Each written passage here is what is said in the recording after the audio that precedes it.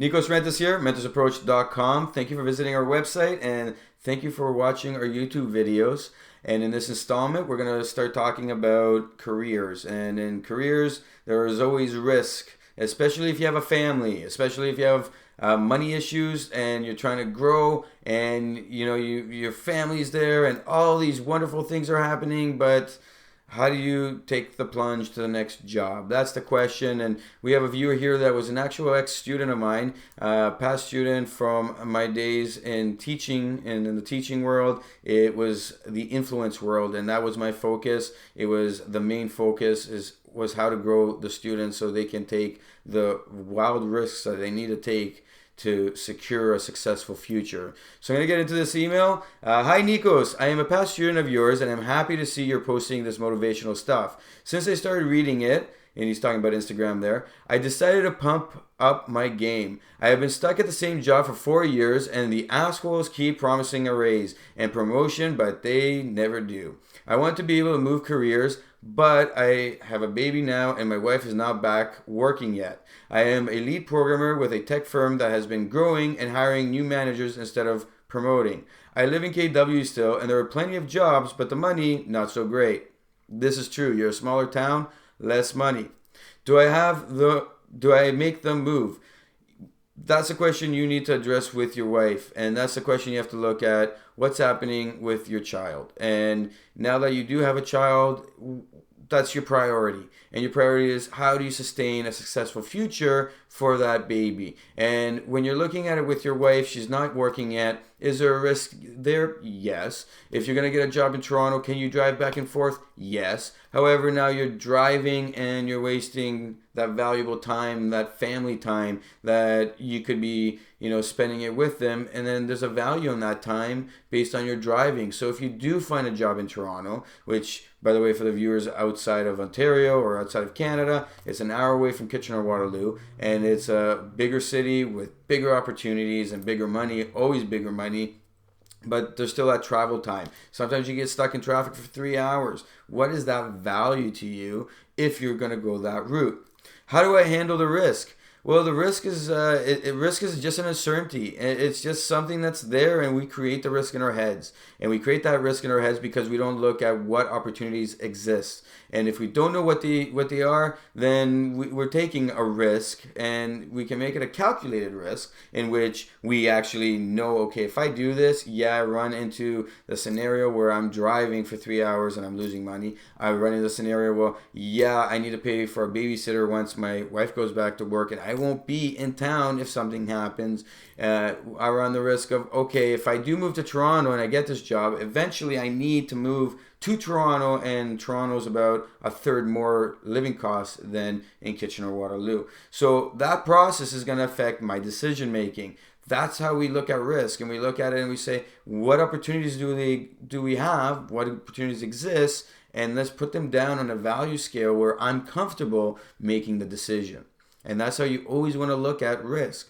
What if I go to the new job and I get laid off? Do I wait till my wife gets back on track with work, then take the risk? So if your risk is based on what's going to happen if I get laid off, well, what's going to happen if you get laid off at this job? Just because you've been there means nothing. It means, you describe these guys as assholes. And every time somebody describes somebody as an asshole in a working situation, guess what?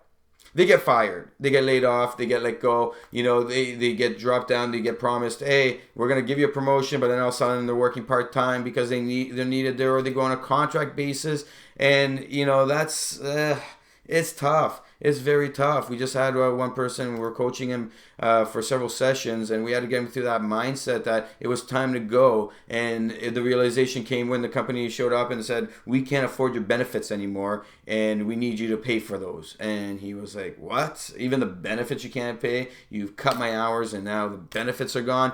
Tough break. So when you're looking at getting laid off, when you're looking at anything bad happening, that could happen at any moment. You never know. The company could be going bust, and what are you going to do? That's the risk tolerance you're going to have to adjust a level on and see what's happening. But in most cases, when you start a new contract, and you move into a new position, it's usually a year contract. And especially if you're in a tech industry, if you're in a business industry that is, corporate. So say you're moving into a big corporation that gives you a 1 year offer, then in that year span, you could be let go, you could be renewed. And what's going to happen the next year? Until you really land that dream job, you don't know what's going on. So you have to be able to handle that idea, or you're going to stay stuck where you are.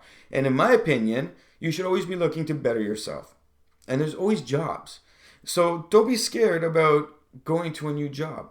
Don't be scared that what's going to happen if I get into a new job and 3 months down the road they lay me off. Because you are who you are, and you wouldn't be applying for a job if you didn't know you could do it. And you jump into that role and you go for it. You give it all you have.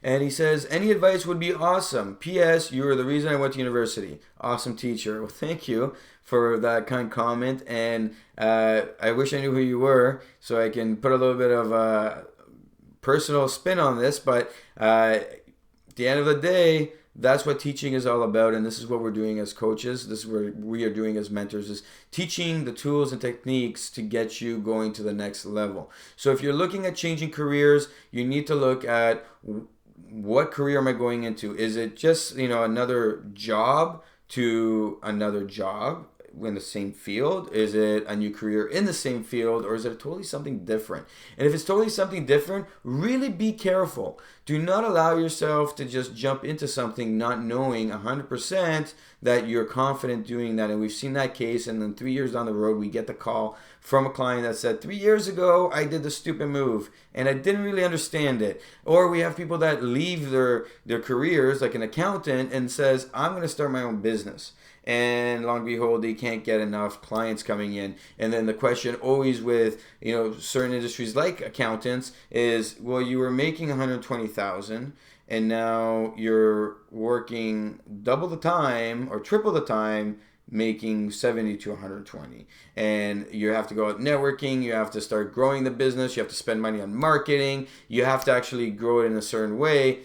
Before you make that move, let's establish that you are the type of person that can do that. So you're not stuck having to go back to work part-time, or even, abandon the business. So look at your options, look at what you're doing with your career, and make that risk not a risk, but an uncertainty. By knowing that if I go to Toronto, if I move an hour away, or if you're somebody in the States and you decide to move into New York, well, how much money am I going to be spending, and how much money am I going to be making more in order to advance, and where do I want to be in 5 years? Is this the path I want to take? I always look at things in a 5 and 10 year span, and when I look at it that way, then I know that the people around me have to grow with me. In the case of this client, he looked at it and he said, hey, I'm going to jump forward into a new career, but what do I do with the family? Well, that's a 5-year process right there to think about, because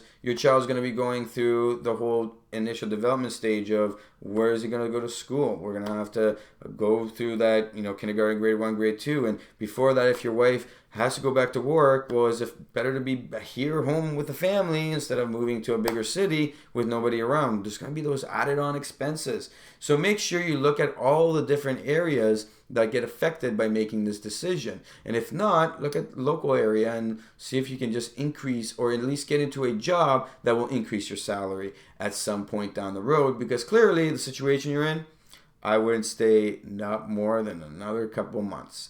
My name is Nikos Rentas. This is mentorsapproach.com. Please visit our website and click on the products tab for a coaching session. And if you're looking for email correspondence, there is another tab there that we respond within 5 days. There's an emergency response as well within 24 hours. If you're a student, we have a special discount going on for students in order to find a career path, or even choose the right schools for the next stage of their lives. And of course, if money is a little bit of an issue right now, we do have a donation tab where if you just click and donate the amount of money that you feel is comfortable with your wallet, with what we're delivering to you, and provide us with 300 to 500 words, and we will respond through YouTube. Please do not use your real name or your location, and we will give you an answer through YouTube.